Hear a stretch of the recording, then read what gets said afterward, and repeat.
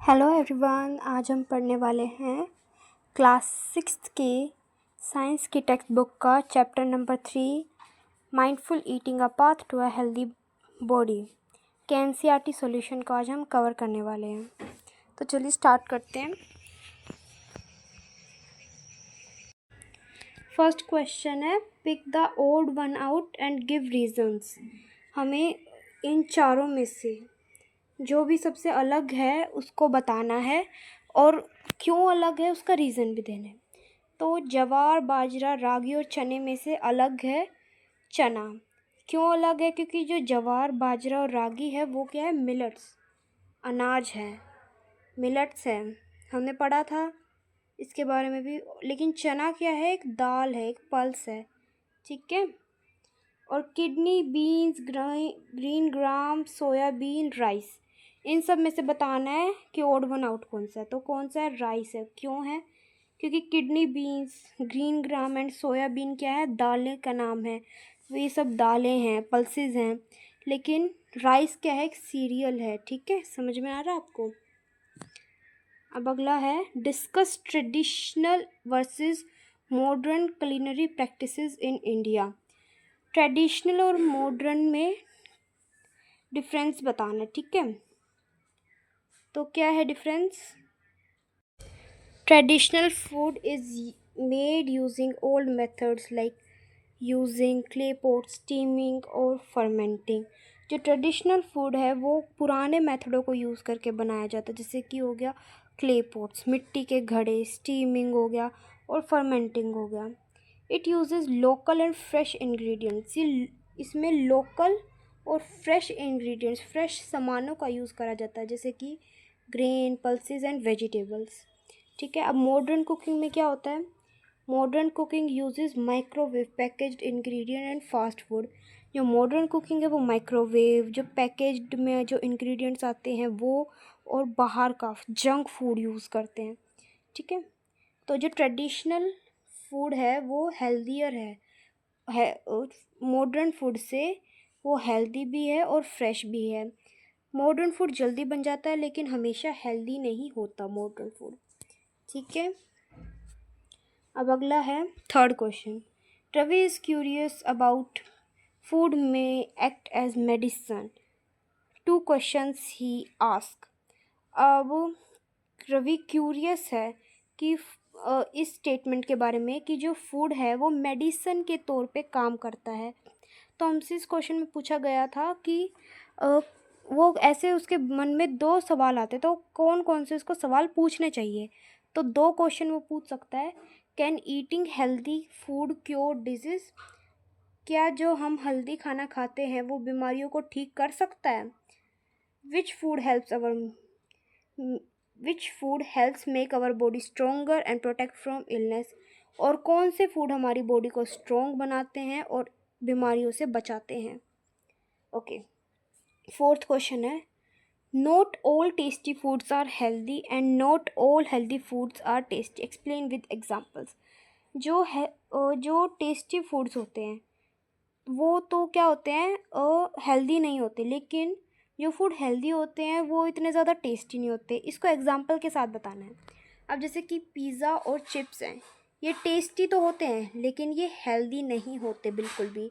Fruits और green vegetables healthy हैं लेकिन हम उनको खाते वक्त इतना इन्जॉय नहीं करते, हमें वो इतने ज़्यादा अच्छे नहीं लगते खाने में। We must choose foods that are both healthy and tasty like fruit salad, vegetable soup, etc.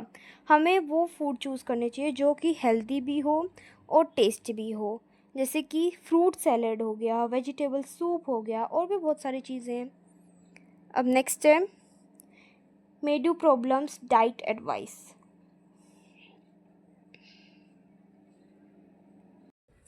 मेडू को क्या प्रॉब्लम थी? एक तो उसका डाइजेशन अच्छा नहीं था और उसको कॉन्स्टिपेशन था। तो उसको क्या क्या चीज़ें नहीं खानी चाहिए? उसको बिस्किट्स नहीं खानी चाहिए, नूडल्स, वाइट ब्रेड बिल्कुल नहीं खानी चाहिए। ये क्या करेंगे? उसके पेट में दर्द कर देंगे और उसको कॉन्स्टिपेशन भी हो जाएगा। उसको इसके बदले में क्या खाना चाहिए? और ज़्यादा हरी सब्जियाँ खानी चाहिए, होल व्हीट ब्रेड खानी चाहिए, वाइट ब्रेड की जगह उसे होल व्हीट ब्रेड खाने चाहिए, फ्रूट्स खाने चाहिए जिसकी पपाया, बनाना, और बहुत सारा पानी पीना चाहिए। ये क्या करेंगे, उसकी डाइजेशन को इम्प्रूव कर देंगे और उसका जो कॉन्स्टिपेशन है वो भी कम होगा। ठीक है। अब अगला है रेशमाज आईसाइट इशू। रेशमा को क्या दिक्कत थी, उसकी लाइट में उसको धुंधला दिखता था, मतलब उसको अच्छे से नहीं दिखता था। तो उसको कौन सी डिजीज़ है, नाइट ब्लाइंडनेस है। और कौन सी न्यूट्रिशन की कमी है, विटामिन ए की कमी है उसको। ठीक है। और उस कौन सा खाना उसको खाना चाहिए, कैरेट खानी चाहिए, स्पिनक खानी चाहिए, मैंगो और मिल्क। कैरेट, गाजर, स्पिनक, पालक, मैंगो, मैंगो तो आप सबको ही पता होगा, आम, दूध पीना चाहिए उसको। और क्यों क्यों खाने चाहिए, क्योंकि इन सब के अंदर विटामिन ए है। ठीक है। Next is canned fruit juice versus fresh fruit juice versus fresh fruits. इन तीनों में से आप कौन सा फ्रूट चूज़ करोगे और क्यों। कैन फ्रूट जूस मतलब जो कैन में आता है वो वाला, या फिर आप खुद दुकान पे जाओगे घर पे या फ्रेश फ्रूट्स का जूस बनाओगे वो, या फिर सिर्फ फ्रेश फ्रूट्स खाओगे। तो मैं क्या प्रेफर करती हूँ, फ्रेश फ्रूट्स खाऊंगी मैं तो। क्यों, क्योंकि इनके अंदर फाइबर है और कोई भी एडिड शुगर नहीं है, ये बहुत ज़्यादा फ्रेश है और इनके अंदर बहुत सारा विटामिन्स है। फ्रेश फ्रूट जूस में क्या होता है, उसमें और एडिड शुगर भी होती है। एक तो फ्रूट्स में पहले से शुगर होती है और ऊपर से आप उसमें और डाल देते हो, तो कितना सारा बिल्कुल केमिकल्स हो जाते हैं, और शुगर तो बनती ही केमिकल से है। इस वजह से हमें फ्रेश फ्रूट जूस भी नहीं पीना चाहिए, वो भी एक हेल्दी और ऑप्शन नहीं है। सबसे ज़्यादा हेल्दीएस्ट ऑप्शन है fresh fruits, it is the healthiest option. Next is Gaurav fracture case. Gaurav को फ्रैक्चर हो जाता है, सबसे पहले डॉक्टर उसे कैल्शियम की टैबलेट देता है, दूसरी बार उसे विटामिन डी के सिरप देता है। तो उसके दिमाग में क्या क्या क्वेश्चंस आते हैं, उसके दिमाग में क्या क्वेश्चंस आएंगे, आप सोच के बताइए आपके हिसाब से। ये है पूरा क्वेश्चन, तो चलिए एक एक पार्ट पढ़ते हैं। वाई कैल्शियम टैबलेट्स, डॉक्टर ने उसे कैल्शियम टैबलेट्स क्यों दी। To make bones strong and heal the fracture, उसकी बोन्स को स्ट्रॉन्ग बनाने के लिए और जो उसका फ्रैक्चर है वो जल्दी ठीक हो जाए इसलिए। Why vitamin D syrup on the second visit, और जब वो दूसरी बार डॉक्टर के पास गया तो डॉक्टर ने उसे विटामिन डी का सिरप क्यों दिया, क्योंकि जो विटामिन डी है वो हमारी बॉडी में कैल्शियम को प्रॉपरली एब्जॉर्ब करने में मदद करता है। अब उसके दिमाग में क्या सवाल आया होगा, उसके दिमाग में सवाल आया होगा why did the doctor not give vitamin D earlier, why are both calcium and vitamin D needed together. Doctor ने उसे पहले क्यों नहीं विटामिन डी दिया, जब वो पहली विजिट पे गया था उसे कैल्शियम की टैबलेट दे दी, तो उसी के साथ उसे विटामिन डी दे देता, क्योंकि उसको भी तो उसकी ज़रूरत थी ना, इस वजह से। Next is sugar is a carbohydrate but does not turn blue black with iodine, why. Sugar भी एक कार्बोहाइड्रेट का टाइप है, आपने बुक में पढ़ा था, लेकिन उसका जो हमने जब उस पर टेस्ट किया तो उसका जो कलर है वो ब्लू और ब्लैक नहीं आया। आयोडीन का जो कलर है वो ब्लू और ब्लैक नहीं आया उसके साथ मिलके। ऐसा क्यों है, क्यों है ऐसा, because iodine only reacts with starch, a kind of carbohydrate. क्योंकि जो आयोडीन है वो सिर्फ स्टार्च की चीज़ों पे अफेक्ट करता है, जैसे पटेटो है, आलू है, इसके अंदर स्टार्च होता है तो वो ब्लू ब्लैक हो जाएगा। लेकिन जो शुगर है वो एक सिंपल कार्बोहाइड्रेट्स है और जो स्टार्च है वो एक कॉम्प्लेक्स कार्बोहाइड्रेट है, तो इन दोनों में डिफरेंस है। और आयोडीन टेस्ट हम सिर्फ स्टार्च के प्रेजेंस के लिए यूज़ करते हैं। ठीक है।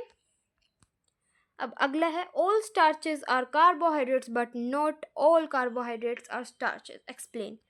सारे जो स्टार्च हैं, जितने भी स्टार्च से रिच फूड हैं वो तो सारे कार्बोहाइड्रेट होते हैं, लेकिन जो सारे के सारे कार्बोहाइड्रेट्स हैं वो स्टार्च नहीं होते। क्यों नहीं होते, अब हमें ये बताना है, इसको एक्सप्लेन करना है। It is true, starch is one kind of carbohydrate like in potato and rice, but sugar is also a carbohydrate and does not react with iodine. ये देखो, हमें इसको एक एक्टिविटी से बताना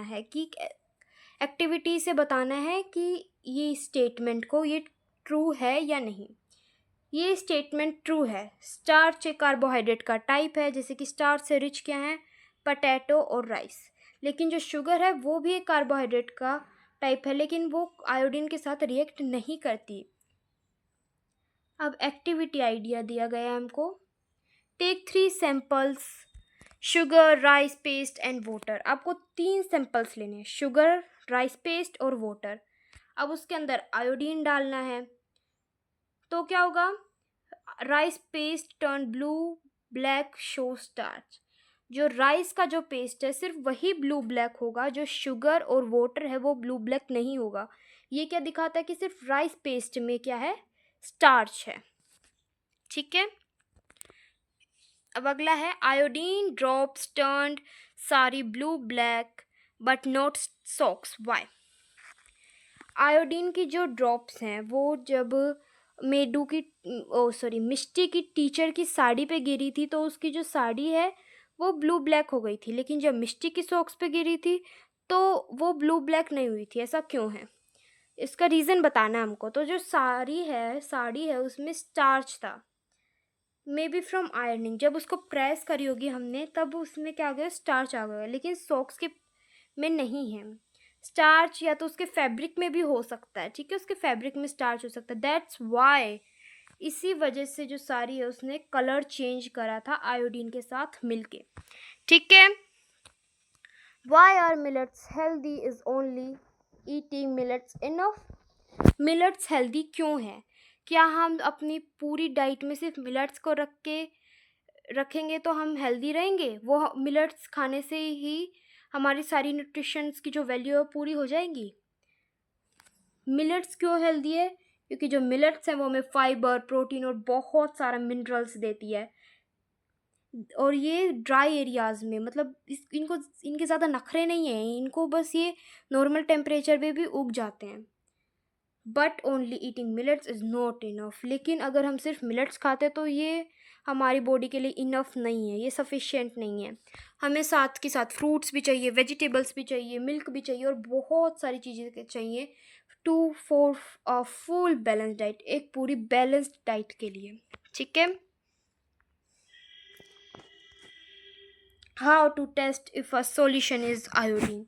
हम कैसे टेस्ट कर सकते हैं कि एक सॉल्यूशन के अंदर आयोडीन है या नहीं। अब क्या करना है, हमें एक स्टार्च से रिच आइटम लेना है, जैसे कि पोटैटो पेस्ट हो गया, उसके अंदर सॉल्यूशन डालना है। ठीक है। If it turns blue black the solution is iodine. अगर वो ब्लू ब्लैक हो जाता है तो जो सॉल्यूशन है वो आयोडीन है, और अगर नहीं होता है तो नहीं है। अब अगला है की टर्म्स। ठीक है, की टर्म्स देख लीजिए। Carbohydrate a type of nutrition that gives us energy found in rice, bread, sugar etcetera. Carbohydrate है पहला की टर्म। ये एक न्यूट्रिशन का टाइप है जो हमें एनर्जी देता है, और ये राइस में, ब्रेड में और शुगर में मिलता है। ठीक है, मतलब इसके सोर्स बताए हैं, राइस, ब्रेड, शुगर इसके सोर्स हैं। अब है culinary practice, ways of cooking and preparing food. हम जिस तरीके से कुकिंग करते हैं, जिस तरीके से खाना बनाते हैं, और वही क्या है, culinary प्रैक्टिसेस हैं। Deficiency disease, illness caused when we don't eat enough of a certain nutrient। Deficiency मतलब कमी, और डिजीज मतलब बीमारी। तो किसी न्यूट्रिशन की बीमारी से जब हम बीमार होते हैं तो उसी को डेफिशिएंसी डिजीज कहा जाता है। तो अब डेफिनेशन क्या कहती है कि जब हम बीमार हो जाते हैं, किसके कारण हमें बीमारी लगती है, जब हम एक प्रॉपर न्यूट्रिशन नहीं खाते। जैसे कि अगर हमने विटामिन ए के सोर्स नहीं लिए तो हमें विटामिन ए से रिलेटेड बीमारियां हो जाएंगी। कौन सी होगी, नाइट ब्लाइंडनेस। अगर हम विटामिन सी से रिच फूड्स नहीं खाते तो हमें स्कर्वी जैसी बीमारियां हो जाएंगी, और वो कौन सी बीमारियां कहलाती हैं, वो डेफिशिएंसी डिजीज होती हैं। अब नेक्स्ट है fat, a nutrition that gives us energy and keeps our body warm. एक ऐसा न्यूट्रिशन जो हमें एनर्जी देता है और हमारी बॉडी को गर्म रखता है। Food components, all the parts that make up our food like carbohydrates, fats, vitamins, etc. Food components क्या होते हैं? फूड के कुछ पार्ट्स, फूड के जो पार्ट होते हैं उसे फूड कंपोनेंट्स कहते हैं. डेफिनेशन क्या कहती है? All the parts that make up our food. जितने भी पार्ट हमारे खाने को बनाते हैं, जैसे कि कार्बोहाइड्रेट हो गया, फैट हो गया, विटामिन हो गया, वही फूड कंपोनेंट्स होते हैं. Next is food miles. The distance food travels from the farm to our plate. Food ऐसे तो नहीं आ जाएगा हमारी प्लेट पे, पहले वो खेत में उगेगा, उसके बाद उसको फैक्ट्री में ले जाया जाएगा, उसको पैक करेंगे, मोल में ले जाएंगे, फिर हम उनको लेके आएंगे, फिर वो कहीं ना कहीं मिलेगा, हमारी प्लेट तक आएगा. तो ये जो सारा डिस्टेंस है, ये जब फूड ट्रैवल करता है खेत से लेकर हमारी प्लेट तक आने के लिए, उसी को हम फूड माइल्स कहते हैं. Iodised salt. Salt that has iodine added to it, it protects us from goiter. Iodine की कमी से हमें गोइटर जैसी बीमारी हो जाती है. इसको हमें ज़रूर से याद रखना है, बहुत इंपॉर्टेंट क्वेश्चन है. अब आयोडीन्ड सोल्ट कौन सा होता है? ऐसा सोल्ट जिसके अंदर आयोडीन ऐड होता है, जिसके अंदर आयोडीन होता है, ठीक है, वही आयोडीन सोल्ट होता है, और ये हमें गोइटर जैसी बीमारी से प्रोटेक्ट करता है. अब है millet. Small grains like jowar, bajra and ragi which are very healthy. छोटे छोटे अनाज जैसे कि जवार हो गया, बाजरा हो गया, रागी हो गया, जो कि बहुत ज़्यादा हेल्दी होते हैं, वही मिलेट्स होते हैं. इनको पता है आपको कोरस ग्रेन्स भी कहते हैं, ठीक है, क्योंकि इनका जो सरफेस होता है वो थोड़ा रफ से टाइप का होता है. ठीक है, आप एक बार गेहूं के आटे को छू के देखना, वो इतना हार्ड नहीं लगेगा. आप मैदा को छू के देखना, वो और ज़्यादा आपको सॉफ्ट लगेगा. लेकिन जैसे ही आप मिलेट्स के आटे को हाथ लगाओ, जैसे कि जवार के बाजरे, उस आटे को हाथ लगा के देखना, तो वो आपको कैसा लगेगा? बिल्कुल बिल्कुल रफ रफ सा होता है उसका टेक्सचर, बिल्कुल रफ रफ सा लगेगा. अब क्या है? Minerals, nutritions like iron, calcium etcetera that helps us stay strong and healthy. Minerals जैसे कि वो न्यूट्रिशंस जैसे कि आयरन हो गया, कैल्शियम हो गया एक्सेट्रा, जो कि हमें हमारी मदद करते हैं हमारे स्ट्रॉन्ग रहने में और हेल्दी रहने में. अब है nutrients, substance in food that helps our body grow and stay healthy. ऐसे न्यूट्रिएंट्स मतलब ऐसे सब्सटेंस हमारे फूड के जो हमारी मदद करते हैं हमारी बॉडी को बढ़ने में, हमारी बॉडी की ग्रोथ में और हमें हेल्दी रखने में. Proteins, proteins nutritions that help us grow and build muscles. ऐसे न्यूट्रिएंट्स जो हमें बढ़ने में, हमारी ग्रोथ में मदद करते हैं और हमारी मसल्स को बनाने में मदद करते हैं.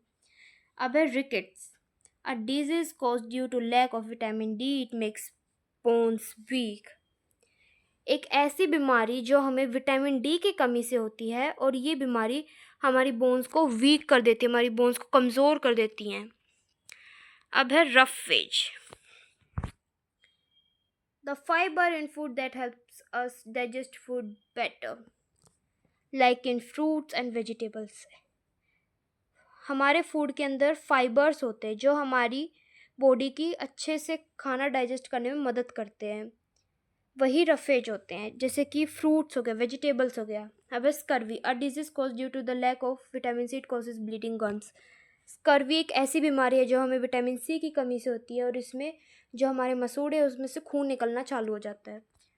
Vitamin, nutrition that helps our body fight against disease and stay healthy. ये सॉरी यहाँ पे हेल्दी नहीं लिखा गया है, अभी मैं लिख देती हूँ, वैसे लिखा नहीं जा रहा है.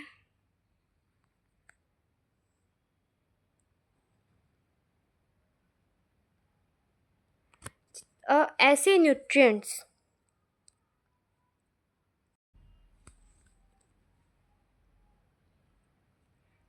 न्यूट्रिएंट्स जो हमारी बॉडी की मदद करते हैं डिजीज से फाइट करने में, बीमारियों से लड़ने में, और हमें हेल्दी रखते हैं. एनालाइज, टू स्टडी और चेक समथिंग इन डिटेल. किसी चीज़ को पढ़ना या उसको देखना, उस चीज़ को चेक करना कि ये ठीक है या गलत, इन डिटेल, बिल्कुल डिटेल में. कंपेयर, टू फाइंड सिमिलैरिटीज और differences between two things. Similarities समानता और डिफरेंसेस मतलब भिन्नता। किन्हीं भी दो चीज़ों में सिमिलैरिटीज और डिफरेंसेस को ढूंढना।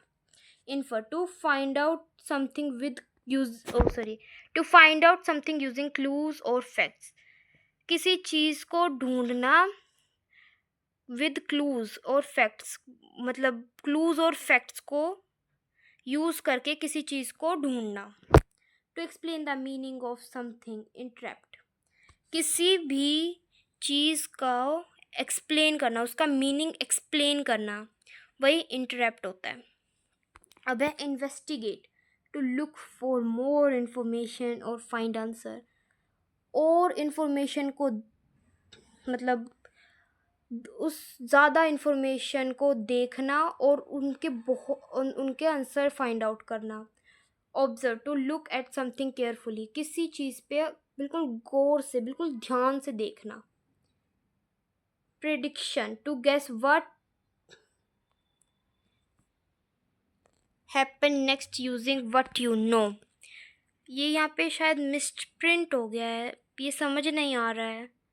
मैं आपको इसका मतलब बाद में बताती हूँ। इसके लिए मैं जब एक्स्ट्रा क्वेश्चंस कराऊंगी, इसकी एक और वीडियो आएगी एक्स्ट्रा क्वेश्चंस की, तब मैं आपको ये वाला भी करवा दूंगी।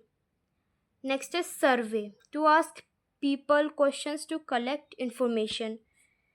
पीपल्स के जो क्वेश्चंस हैं उसकी इन्फॉर्मेशन को कलेक्ट करना सर्वे होता है। तो अब मैंने आपको सब कुछ करवा दिया है, इसका एनसीईआरटी सॉल्यूशन करवा दिया है। एक लास्ट वीडियो आएगी एक्स्ट्रा क्वेश्चंस की, और एक और वीडियो आएगी वन शॉट रिवीजन की, जो आप एग्ज़ाम टाइम पे देख सकते हो। आज के लिए इतना ही, थैंक यू। और आपको कमेंट सेक्शन में ये ज़रूर बताना है कि FSSAI की फुल फॉर्म क्या होती है।